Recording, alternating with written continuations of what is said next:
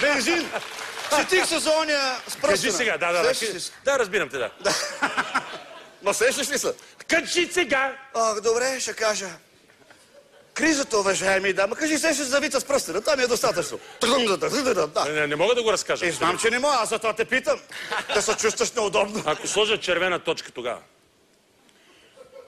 Сложиха. Айде. Добре. Он е отишъл на бензиностанцията, ето отишъл този. Ако искаш и да половина, аз като запали. Не. Попитал този бензинджията колко струва 1 грам бензин. Он е казал, нищо не струва. Той е развъртал един пръстен капачката и е казал, сипни 1 грам.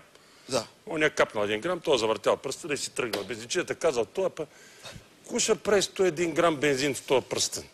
Заобиколил, гледа, он излезал извън бензиностанцията, прави така. Прррррр.